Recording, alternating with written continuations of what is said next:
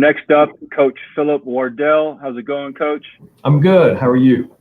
I'm great. Thanks for asking, and thank you so much for number one, being part of this group and sharing that film earlier this week on the Facebook group. Again, if you guys haven't followed that, there's a ton of great information. If you guys are out there not following our Facebook, it's called Middle School Air Raid on Facebook group. It's a private group, but we'll let you in if you ask nicely. But anyway, Coach, remind everyone where you are in the world and who you coach, what age groups you coach. So I coach 7th and 8th grade middle school at Calvary Baptist Academy. We're down in Shreveport, Louisiana. We had our first game this past week. It was kind of weird because with COVID going on, we didn't know when our season was going to start, and so we were kind of practicing and trying to kind of keep the brakes on and not burn them out too fast. And then all of a sudden,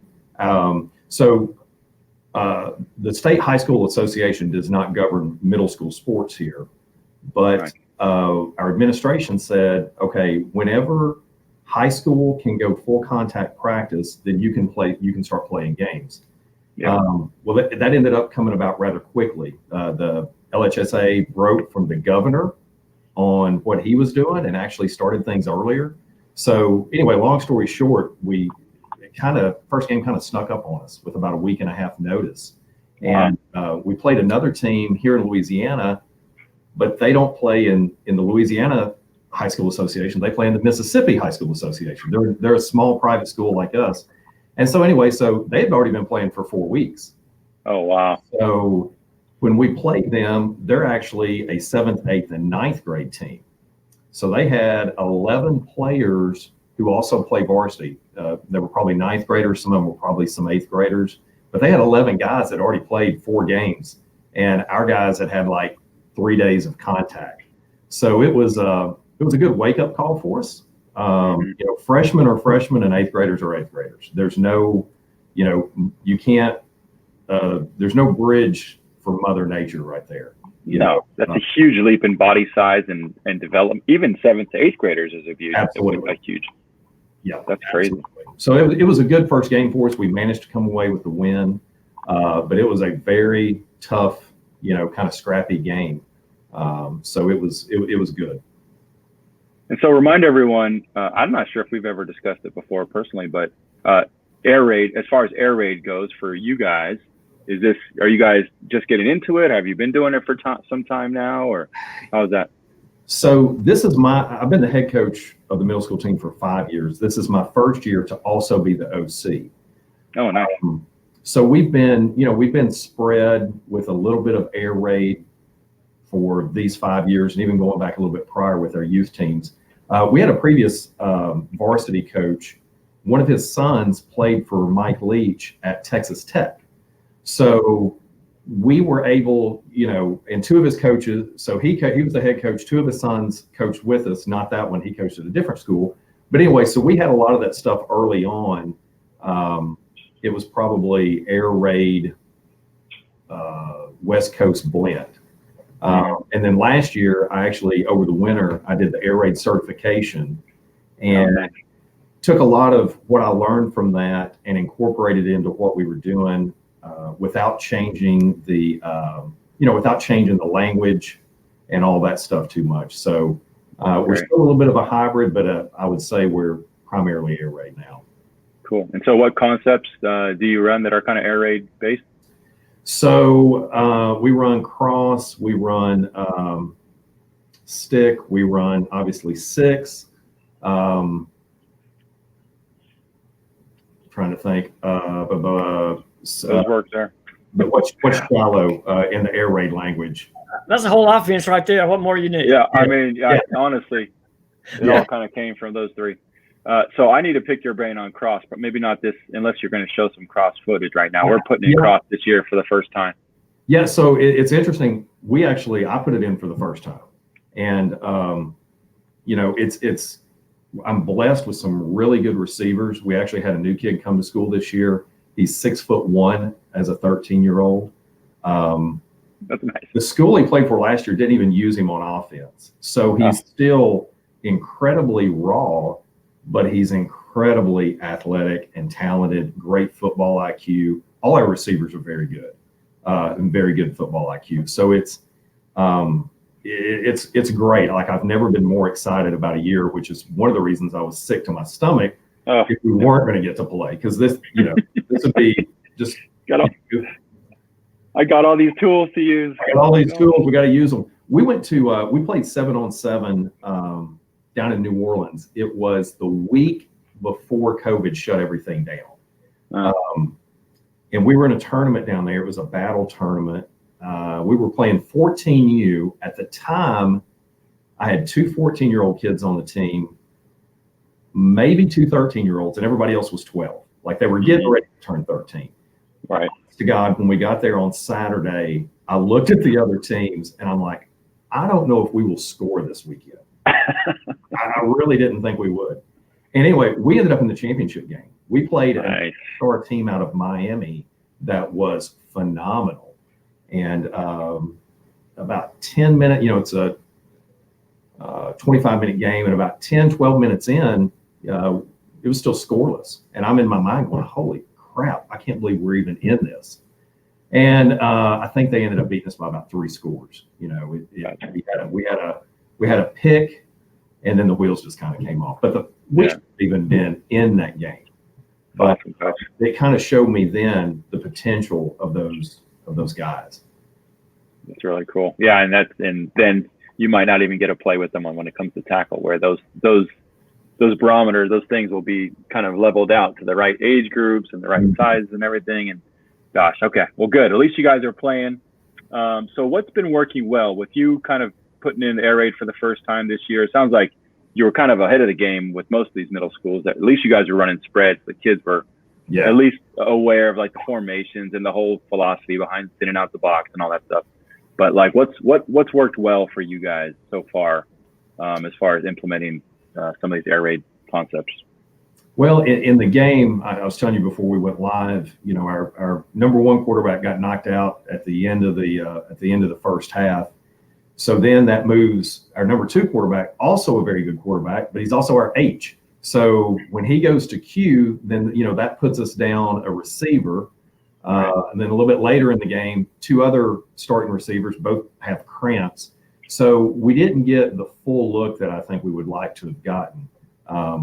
But we did have a little bit of success with cross. I think we ran it once in the first half and once in the second half, and we got completions both times. The other thing was the team we played ran a 3-3-5. Around here, I think in other parts of the country that's pretty common at the middle school level. Around here, I'd literally never seen it. We've never played a 3-3-5 before. I think we've probably shown our offensive line on a whiteboard, but I know that we had never lined it up in practice and gone through the protections for that. And we're all Bob. This year we went to all just straight man protection. I kind of got to thinking over the winter that in a 13-year-old boy's mind, I feel like he can identify better with, I got number 72, as opposed to we're going to go to a full slide right. This is my area, or this is my space. Right. And theoretically, I think it's working, but that 3-3-5, we did not prepare them for that. And that's on me. So out of 16 pass attempts, quarterbacks only got to throw 2 from the pocket, and the other 14 they were running for their lives. I think we still went 11 for 16. So luckily we've got 2 athletic quarterbacks, but they were honestly running for their lives. Right. Holy moly. But yeah, I think cross is a great addition. I made a change to the way we run Vermont. I like double-backs and the R4 system. And before, I always felt like when we went 4 Burks, 6 in air raid terms, is a hope and a prayer.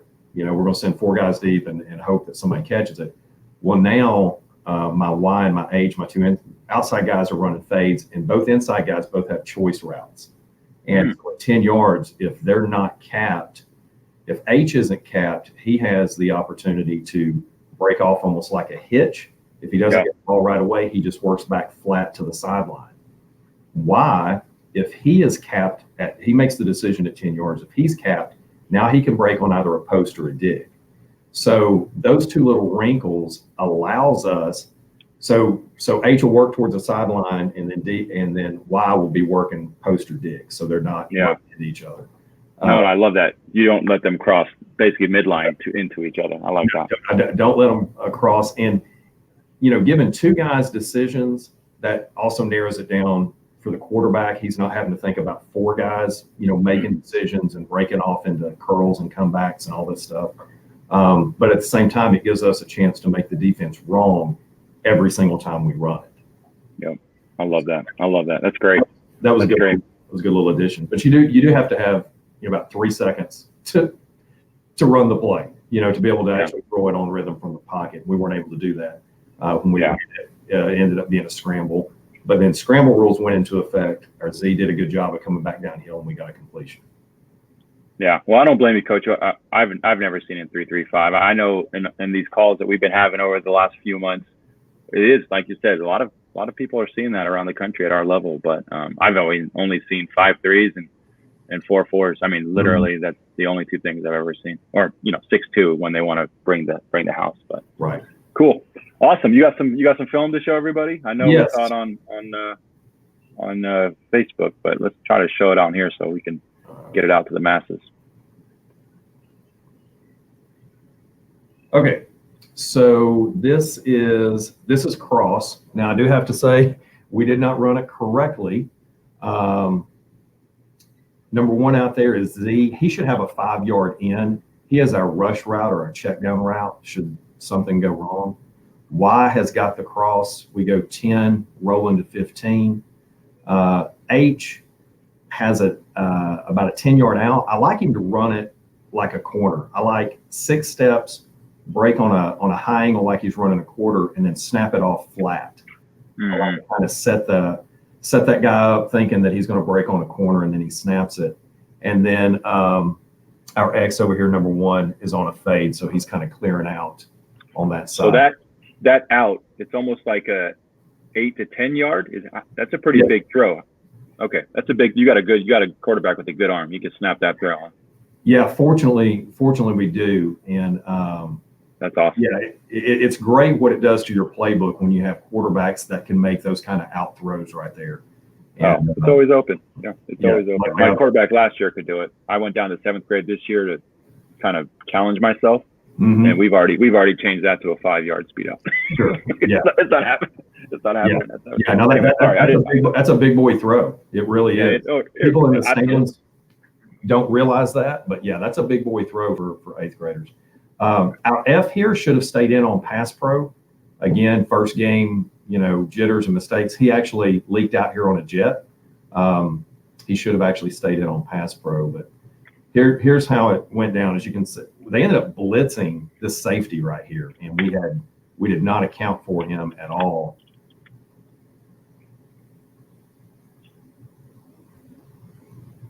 H does a good job of coming back downhill right there and making that catch. Yeah, run that back real quick, Coach. That is a nice throw on the run too. I mean, that is a hard throw. That's a hard throw from the pocket. That's right, and he takes a pretty good hit. A photographer got a picture of it, and you can see that kid's shoulder pads right in his ribs, and his hand hasn't even had a chance to fully follow through yet. So that's pretty impressive for him to stand in there and make that throw and take that hit right there. You say that's your son? It is. Nice. It is. Yeah, he was an accidental quarterback when we were playing youth ball. I don't remember, maybe at 10, our quarterback got hurt in a game, and he went from being the Y to the quarterback, and it's just kind of grown from there. But he's worked really hard, and he's earned it. He really has. Oh yeah, I bet. And the IQ from coaches like us, as long as we can rein it in when it's necessary, there's a level of being able to kind of just talk ball in a relaxed atmosphere and giving them those extra IQ points when it's just like you're just sitting around watching football anyway. You see that. The IQ for this is absolutely. When I'm sitting in my office at home at night and I'm thinking about making a change, and I call him downstairs, say, hey, what do you think about this? Just being able to have, like you said, those kind of conversations, it's invaluable. And so, but we've got a QB coach that actually works with all four of our quarterbacks. He works with college QBs, high school kids all over.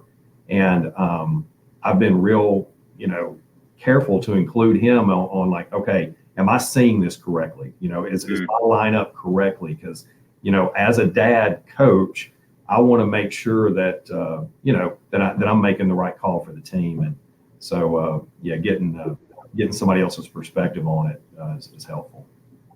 Anything else on this cross right here? Well, as you can see too, he misses.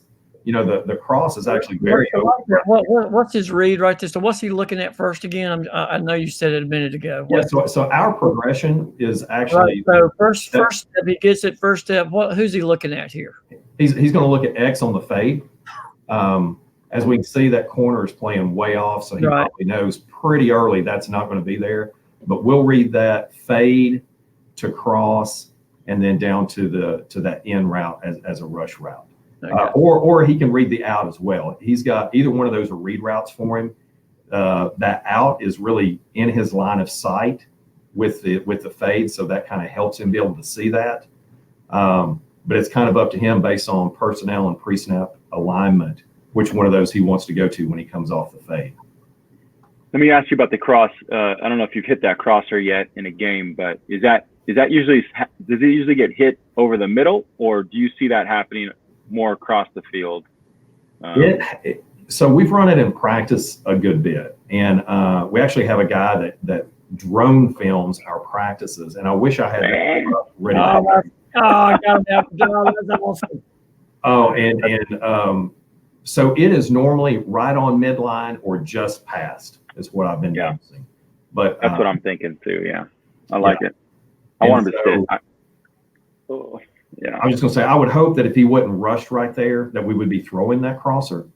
But, I can't complain. He's running for his life. No, it's perfect, though. I mean, he's going to get 10 yards out of this guaranteed right there. Just make the pass. Right.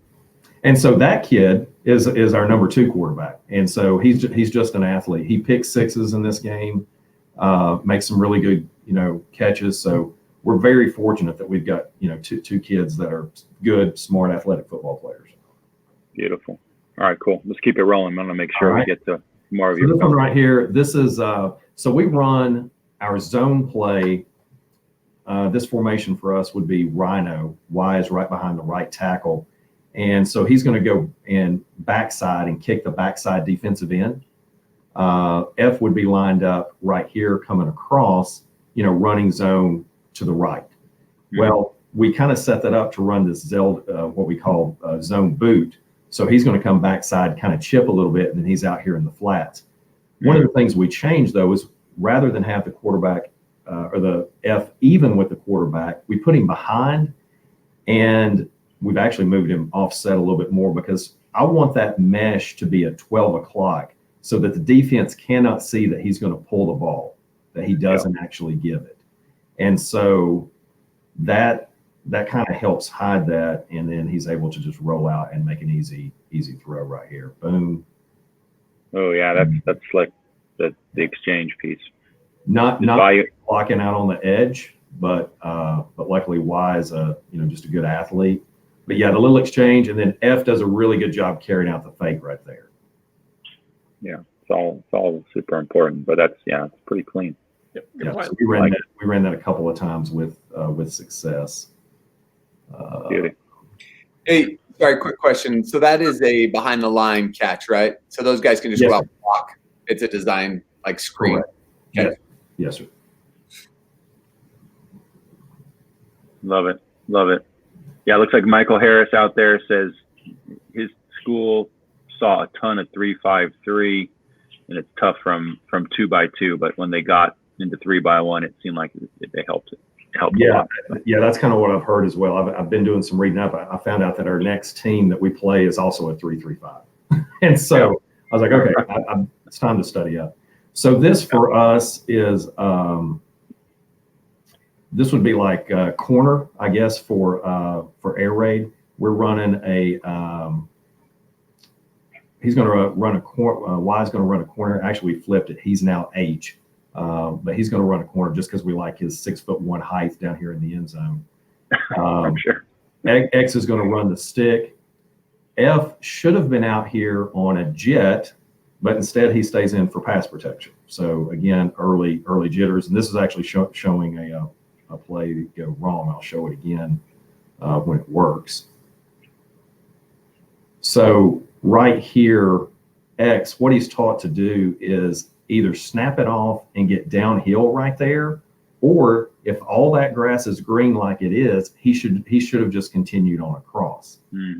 However, what he's telling me, and I'm going to give him the benefit of the doubt, when he saw the quarterback start to roll, he went into scramble rules and started to mirror him. So we'll give him the benefit of the doubt on that. So we ended up throwing it to him and just not making the catch. Pre-snap, a couple things. This guy was in position to cap that corner. I don't think we were going to get that. And what we missed on the backside, we're running smash. So we got a corner over a hitch. We should have saw that guy playing inside of the number one and felt really good about throwing that corner right there to the Y. Yeah. And so that's just a good little lesson for us to learn going forward. We should have kind of seen that there. And it's probably my fault for emphasizing this side a little too much. When you got a 6-foot dude and a 6'1" dude and a great athlete at F coming out here in a jet, it's kind of hard to look away from that. Yeah. But that was there. We just missed it. Yeah. Right on. And then here is Vermont, 4 verts, the 06. Our spacing's not great here. We should have been a little bit wider. And we have terrible pass pro because they literally come with 3 and drop 8, and we don't block it. But again, I'm going to take responsibility because we just didn't have them ready for it. Yeah, that O-line piece, man. I really focused on that this year. We got away with some stuff last year, not because I had an elite quarterback, but I don't think I'm going to be able to get away with that going forward. But our Z does a great job right there of realizing our quarterback scrambling. He comes back downhill, and we're able to pick up 16 yards right there. So those outside guys are running goes, but he broke it off because he saw the guy in trouble. Okay. Yeah. Smart. Yeah. It looked like he was running out. Yeah. The outside guy should be running a fade. H right here, like I said, at 10 yards, if he's capped, he breaks off flat on a hitch and then works back to the sideline. The Y, if he's capped at 10, he can do a post or a dig. But you'll see he breaks the cap. He runs right past his dude. So he's good. He's staying on his go right there. Yeah, great. So, and then the last one I'll show is that smash X play again, only this time it worked.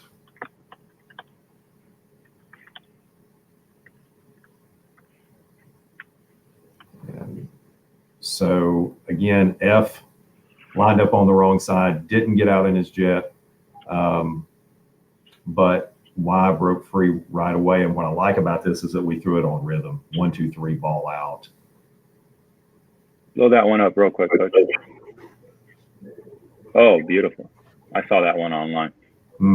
Yeah. So that was, both guys went with the X. And so H, so I keep forgetting we flipped his position for that play when we're down close, but. No, it's beautiful. That corner, I mean, you guys have heard me say it for a month now, but I mean, if there's space back there and you got a 6'1" kid, go make a play. Yeah. Good times. Yeah. Awesome, Coach. Well, we're going to have some questions come in. We've already got some good feedback about what you've been showing, obviously on here, but all over Facebook as well. Anything that you would suggest that these coaches do or not do might be more important when they're trying to put this in for maybe the first year or maybe, like you guys been dabbling for a little bit. Yeah. I mean, I think one of the things that I did like with Michigan, like mesh, we run it out of 3 different formations, but I've changed it so that nobody's route changes. No matter which formation we run it out of, H is always going to have a cross. X and Y are always the 2 that mesh. Even, I put a basic rule in, and I don't know what Brad does, but anytime we have 2 receivers cross, whether it's a mesh or whether it's a scissors concept, we just have a basic rule that says the left receiver always goes over the right. And that's just a standard thing. And sometimes like you kind of wish it was the other way around because of who's on and who's off. But with that basic rule, they never mess it up, and so they always know. And so, the left receiver sets the depth and the one on the right sets the mesh. And so that I've just found that to be helpful. So I try and make it where, and so I flip sides. That's one of the things I do. We'll run a left and a right. And again, I like it because it allows me to get personnel where I want them, but also, your route goes with you. You don't have to think, okay, when we run it to the right, I've got a fade, but when we run it to the left, I run a post. It travels with them. And I find that makes it easier for them. No, I love that. Yeah, we have it built in. We just make them slap left hands. But yeah, as long as there's a hard and fast rule. What about you, Brad? Exactly the same, but opposite. Right hands, they have to give each other a high five. The film showed that. But I've got a lefty quarterback, so it's easier for him to throw left. So I have guys going to the left underneath because they're open more often. We've thrown it both ways, but we always go left underneath. Beautiful. Awesome. I just use leftover because I tell them, what do you have the night after Mama makes meatloaf? Leftover. I started using that like 10-year-old ball, and it's just stuck. Yeah, and they're like, "What the hell is meatloaf, guy?" That's probably right. Yeah. But no, that's the best, man. I mean, that's the fun part. You got to make it fun for yourself. I have too many inside jokes to myself that I say to these kids, and they're looking at me like, "Why are you the only one laughing right now, Coach?" I don't know. It's funny to me. But yeah, thanks, Coach. I appreciate you joining us. I mean, please stick around if you have time. Okay. I'm sure there'll be questions coming in for you.